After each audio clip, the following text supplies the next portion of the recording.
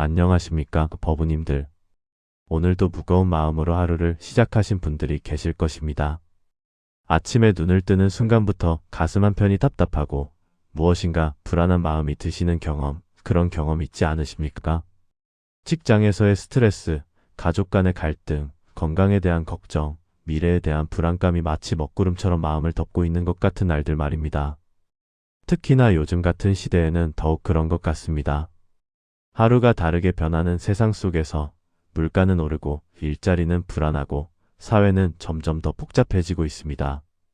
젊은 시절에는 그래도 희망이라는 것이 있었는데 이제는 그 희망마저 희미해지는 것 같은 느낌이 드시는 분들도 계실 것입니다.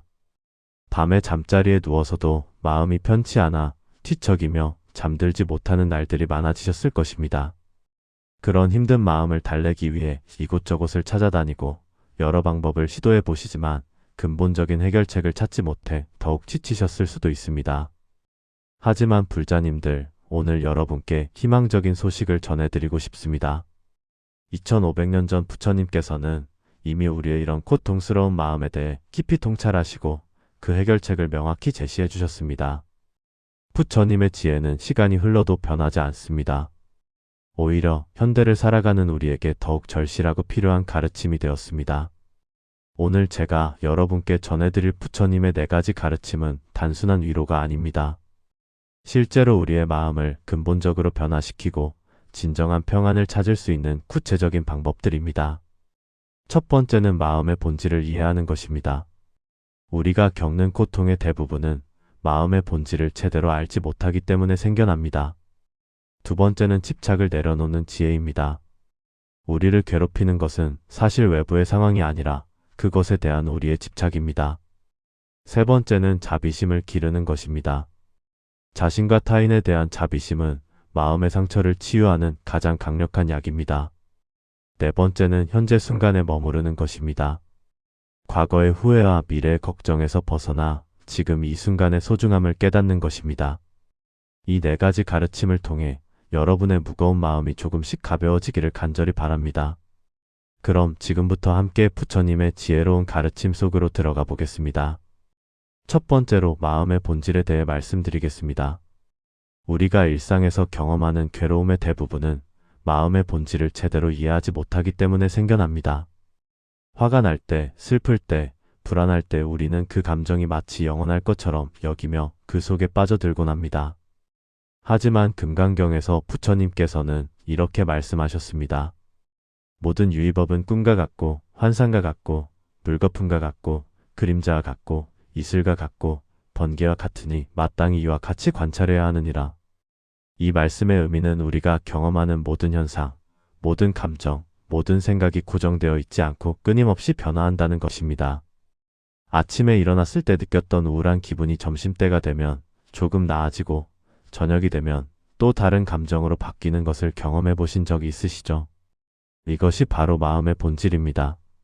모든 것은 변화합니다. 좋은 감정도 나쁜 감정도 모두 일시적입니다. 예를 들어 직장에서 상사에게 꾸중을 들었을 때를 생각해 보십시오. 그 순간에는 마치 세상이 무너지는 것 같고 그 화와 억울함이 영원히 계속될 것 같습니다. 하지만 며칠이 지나고 나면 그때의 감정은 많이 누그러져 있습니다. 한 달 후에는 그런 일도 있었지 하며 담담하게 이야기할 수 있게 됩니다. 이것이 바로 모든 감정의 무상함입니다. 조주선사의 어록에도 이런 말씀이 있습니다. 구름이 지나가면 하늘이 맑아지고 물이 흐르면 바위가 드러난다. 우리 마음도 마찬가지입니다. 괴로운 감정이라는 구름이 지나가면 본래 맑은 마음이 드러납니다. 그러면 이 지혜를 어떻게 실제 생활에 적용할 수 있을까요? 첫 번째 방법은 관찰하는 마음을 기르는 것입니다. 감정이 일어났을 때 그 감정 속에 완전히 빠져들지 말고 한 걸음 물러서서 관찰해 보는 것입니다. 아, 지금 내가 화가 나고 있구나. 이 화라는 감정이 지금 내 마음에 일어나고 있구나.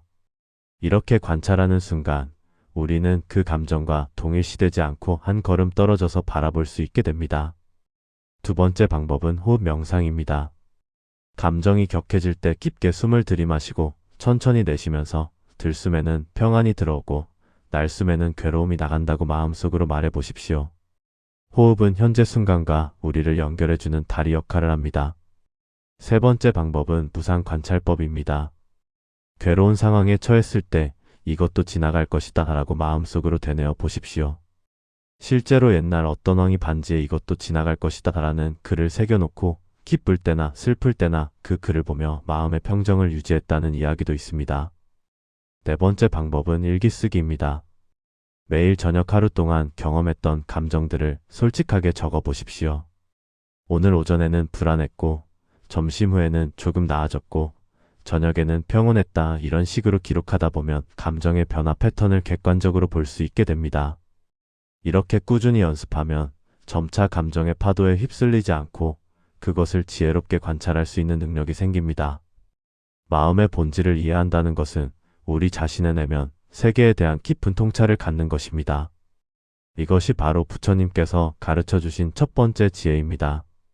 두 번째로 집착을 내려놓는 지혜에 대해 말씀드리겠습니다. 우리가 겪는 고통의 뿌리를 찾아보면 대부분 집착에서 비롯됩니다. 사람에 대한 집착, 물질에 대한 집착, 생각에 대한 집착, 심지어는 자신의 과거나 미래에 대한 집착까지 말입니다. 부처님께서는 사성제의 가르침에서 이미 이것을 명확히 밝혀주셨습니다. 괴로움의 원인은 가래, 즉 집착에 있다. 이 말씀은 단순한 철학적 개념이 아닙니다. 우리 일상에서 매 순간 경험하는 현실적인 진리입니다. 예를 들어 자녀에 대한 집착을 생각해 보십시오. 부모님들이라면 누구나 자녀가 잘 되기를 바라는 마음이 있으실 것입니다. 하지만 그 바람이 집착이 되면 괴로움이 시작됩니다. 내 아이는 반드시 좋은 대학에 가야 한다. 내 아이는 절대 실패하면 안 된다는 식의 강박적인 생각이 생기면 아이가 조금만 기대에 못 미쳐도 부모는 크게 실망하고 괴로워합니다. 심지어는 그 스트레스를 아이에게 전가하기도 합니다. 이런 상황에서 해능 대사의 말씀을 떠올려 볼 필요가 있습니다. 본래 아무것도 없는데 어디에 티끌이 앉겠는가? 이 말씀의 의미는 우리의 집착 대상이 사실은 실체가 없는 것들이라는 뜻입니다. 자녀의 성공, 실패, 다른 사람의 평가, 돈, 명예 등은 모두 변화하는 것들입니다. 그런 것들에 마음을 고정시켜 놓으면 그것들이 변할 때마다 우리는 흔들리고 괴로워할 수밖에 없습니다. 또 다른 예를 들어보겠습니다. 건강에 대한 집착 말입니다. 건강을 돌보는 것은 물론 중요합니다. 하지만 건강에 대한 과도한 집착은 오히려 스트레스를 만들어 건강을 해치기도 합니다. 조금만 몸에 이상이 생겨도 큰 병이 아닐까 걱정하고 인터넷으로 증상을 찾아보며 밤새 불안해하는 경우가 그런 것입니다. 건강한 몸을 유지하되 몸의 변화에 대해서는 담담히 받아들이는 것이 진정한 지혜입니다. 원효 대사께서 해골물 이야기에서 보여주신 것처럼 마음이 만들어내는 분별심이야말로 괴로움의 진짜 원인입니다. 마음이 일어나면 온갖 법이 일어나고 마음이 사라지면 온갖 법이 사라진다. 그렇다면 집착을 내려놓는 구체적인 방법은 무엇일까요? 첫 번째는 감사 명상입니다. 매일 아침 일어나서 10분간 자신이 가진 것들에 대해 감사하는 시간을 가져보십시오. 건강한 몸, 따뜻한 집, 사랑하는 가족, 오늘 하루 살아있음 자체에 대해 감사해 보십시오. 감사하는 마음은 부족함에 대한 집착을 자연스럽게 줄여줍니다. 두 번째는 놓아주기 연습입니다. 하루에 한 가지씩 작은 집착을 의식적으로 놓아주는 연습을 해보십시오. 오늘은 남들의 시선에 대한 걱정을 놓아주자. 오늘은 완벽해야 한다는 생각을 놓아주자. 이런 식으로 구체적인 집착을 하나씩 연습해서 놓아보는 것입니다. 세 번째는 무상관조입니다. 집착하고 있는 대상에 대해 이것도 변할 것이다 라고 자주 떠올려 보십시오. 좋은 것도 변하고 나쁜 것도 변합니다. 이것을 진심으로 받아들이면 집착이 자연스럽게 줄어듭니다. 네 번째는 봉사와 나눔입니다. 자신의 것을 남과 나누고 다른 사람을 도와주는 일을 하다 보면 내 것이라는 소유욕과 집착이 줄어듭니다. 작은 것부터 시작해 보십시오. 길에서 만난 노숙자에게 따뜻한 음식을 대접하거나 어려운 이웃에게 작은 도움을 주는 것만으로도 우리 마음에 큰 변화가 일어납니다. 다섯 번째는 중도의 삶입니다. 부처님께서 가르쳐 주신 중도는 극단적인 것을 피하고 적당한 선에서 만족하는 지혜입니다. 너무 많이 가지려 하지도 말고 너무 적게 가지려 하지도 마십시오. 필요한 만큼만 가지고 나머지는 자연스럽게 흘려보내는 것입니다. 집착을 놓는다는 것은 아무것도 사랑하지 말라는 뜻이 아닙니다. 오히려 더 깊고 순수한 사랑을 할 수 있게 되는 것입니다.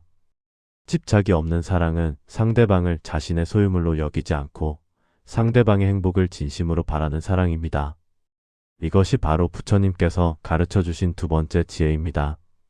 세 번째로 자비심을 기르는 것에 대해 말씀드리겠습니다. 자비심은 불교 수행의 핵심 중 하나입니다.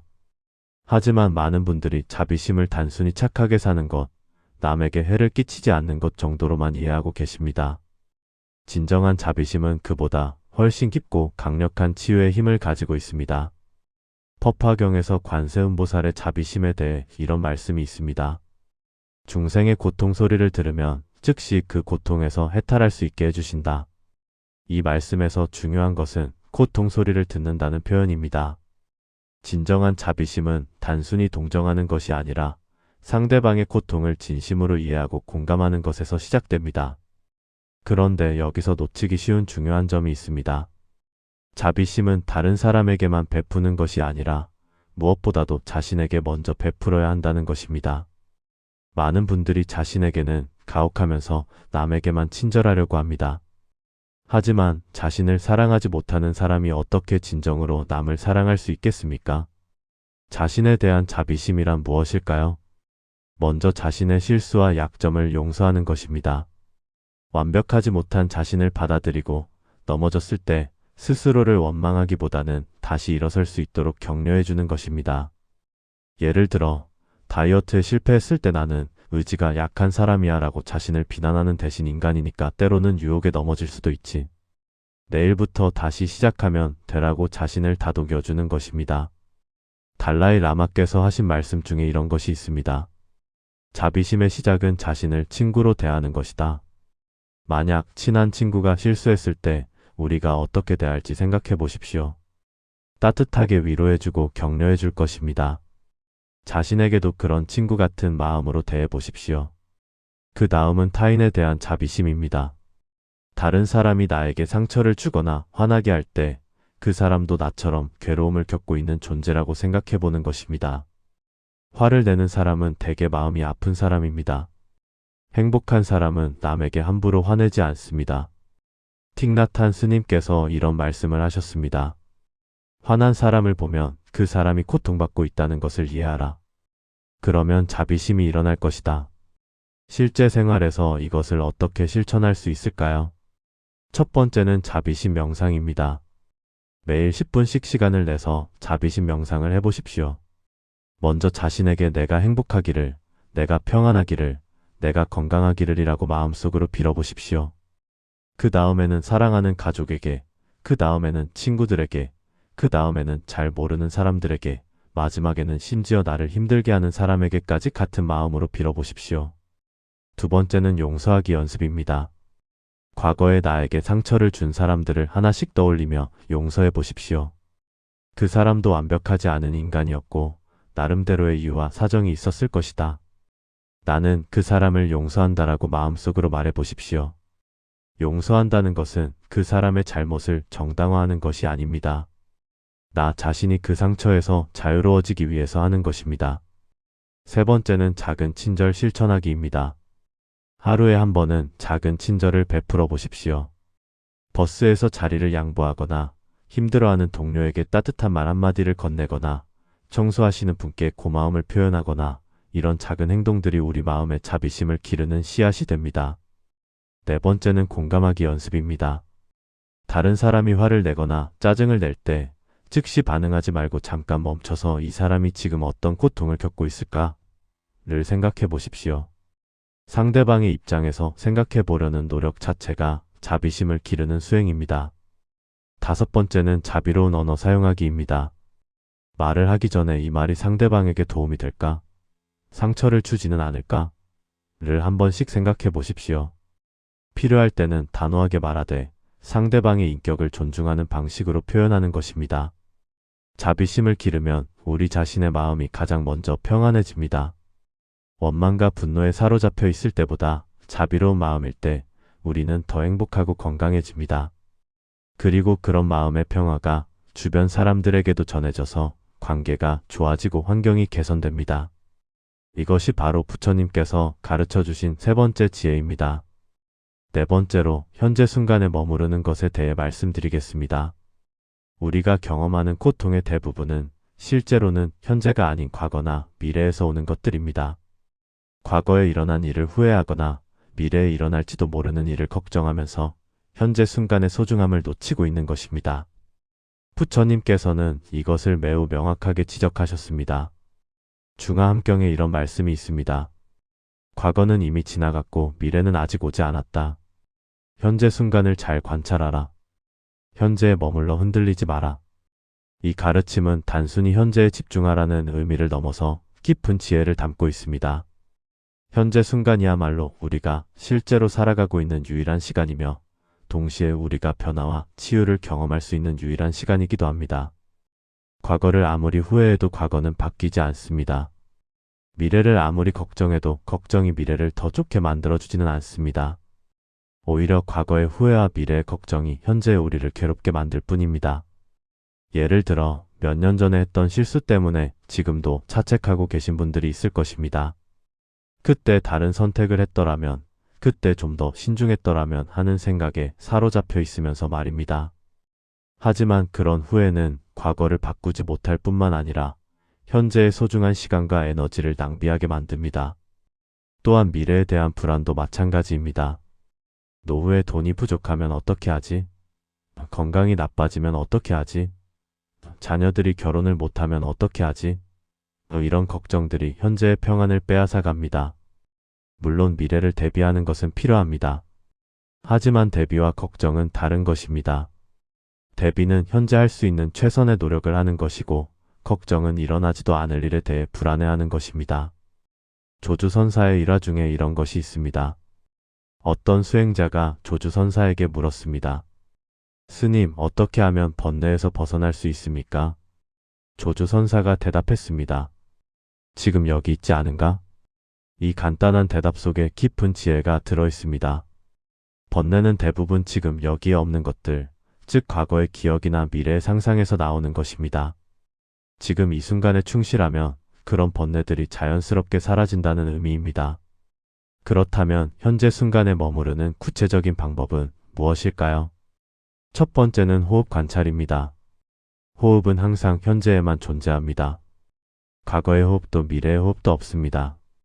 오직 지금 이 순간의 들숨과 날숨만 있을 뿐입니다. 하루에 몇 번씩 의식적으로 자신의 호흡을 관찰해 보십시오.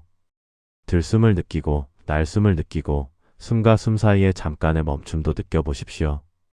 이런 연습을 통해 현재 순간에 머무르는 능력을 기를 수 있습니다. 두 번째는 감각 깨우기입니다. 지금 이 순간 내 몸이 느끼는 감각들에 주의를 기울여 보십시오. 의자에 앉아있는 몸의 감촉, 발바닥이 바닥에 닿는 느낌, 옷이 피부에 닿는 감촉, 귀에 들리는 소리들, 코로 들어오는 냄새 등을 의식적으로 느껴보십시오. 감각은 항상 현재에만 존재하므로 감각에 주의를 기울이면 자연스럽게 현재 순간으로 돌아올 수 있습니다. 세 번째는 마음 챙김 걷기입니다. 걸을 때 걸음걸음에 의식을 집중해 보십시오.